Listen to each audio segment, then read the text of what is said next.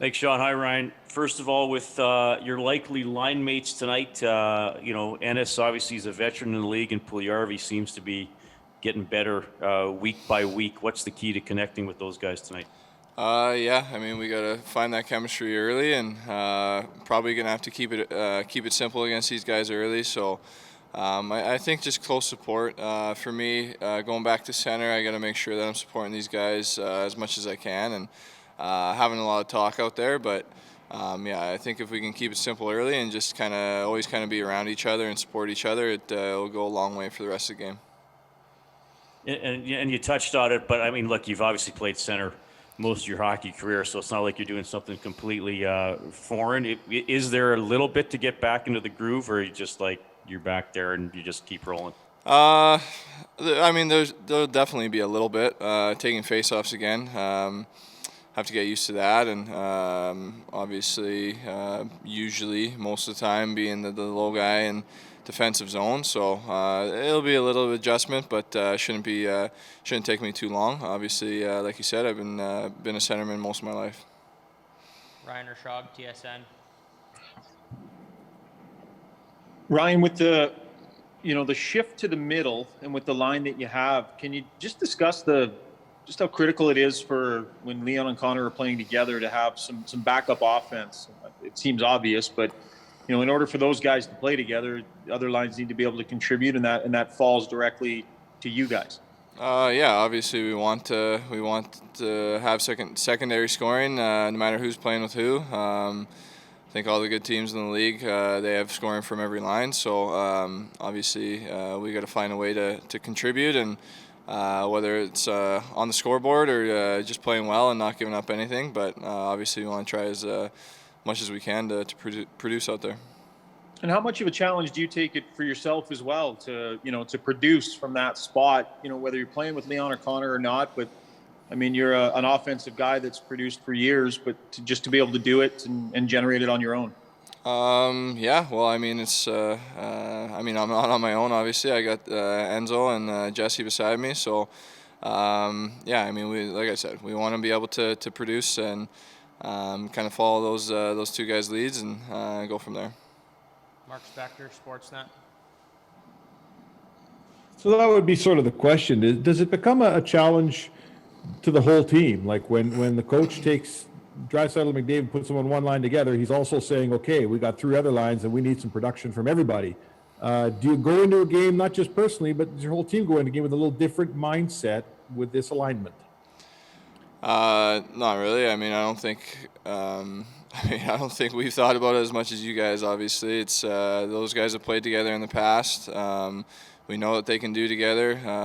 We always focus on. Everybody always focuses on playing as best as they can, and everybody's trying to produce out there. So, I mean, nobody's going to be gripping their sticks too tight or thinking, we have to score now because those two guys are playing together. I mean, it's you want to produce and you want to help the team out, and there's lots of ways to do that. But obviously, the secondary scoring is something that is always important.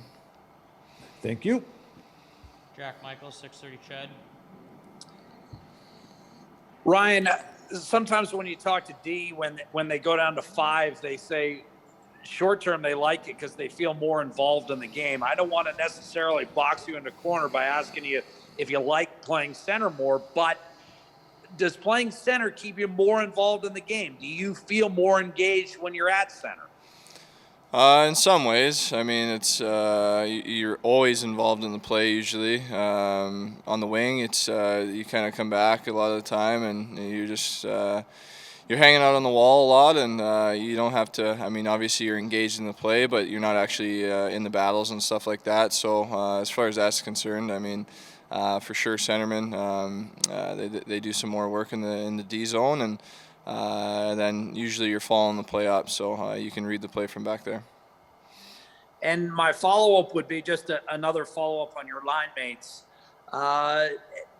In your experience and watching Jesse this year, has he learned to take up a little bit more space out there? And does Ennis give you a Yamamoto feel in terms of a guy who a lot grittier than maybe his size would suggest? Yeah, I mean, Jesse, he's definitely finding his game. He's finding his confidence. I think a big thing is keeping him confident. And obviously, you can skate like the wind. And when he's moving, I got to find him and get him the puck. And Enzo. I mean, he's always making plays out there. He's hard on the puck. I think he surprises a lot of guys with his strength out there, and he'll finish guys. And then he always, I mean, we know how skilled he is. He'll always be looking to make a play. So haven't got a chance to play too much with him, but definitely looking forward to it. Rob Tychkowski, Post Media. Hi, Ryan. Just continuing with Jesse there. I mean, fans are obviously pretty impressed with the player he's become. But I guess just as teammates and in the room, are you guys even taken aback a little bit by just the difference in him as a player now as when he was here before? I mean, it's great to see how far he has come. And when he first came in, the first couple of years, you could see just how much talent he had and how good of a player that he potentially could be. And I think a little bit of it was confidence. When things don't go well right away, it's tough to stay confident. So I think for him, staying positive is a big thing. He's got a good positive mindset, and confidence kind of follows up. Is he a bit different in the room? And we see him on here, and he's this kind of lovable goofball. What's he like with you guys in the room? He seems like a really funny, fun guy to be around. Yeah, he's always smiling, and he's easy guy to make laugh for sure. And but yeah, like I said, he's got that positive attitude, and I think he's worked on his English quite a lot too. So I think maybe in the room that gives him a little more confidence too to kind of talk to guys and have conversations and stuff like that. But yeah, I know for sure he's definitely always positive and always smiling and laughing. Jim Matheson. Ryan, you mentioned about the face-offs. You've only had 40 all year. You would do that 2 games normally when you're playing center. And you've had 15 shorthanded, so only 25 face-offs, even strength. Do you have to, if you're not practicing face-offs like you normally would be if you're playing center, do you have to get into the rhythm taking face-offs when you're back playing center?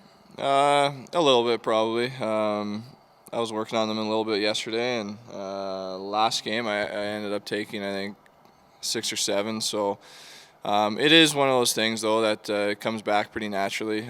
Been doing it my whole life. So, I mean, hopefully I can just jump right back into it. But, yeah, it's a little bit different. I think even the coverage on after the face-off is a little bit different, so I've got to remind myself of that. But, yeah, no, it should be fine. Thank you. Last question, Gene Principe, Sportsnet. Ryan, good morning. It's International Women's Day, and we'll be doing some stuff on the broadcast tonight. A little bit maybe about the day and the ladies, in your life that have, allowed you to have the kind of life and career that so far has been very successful. Yeah, for sure.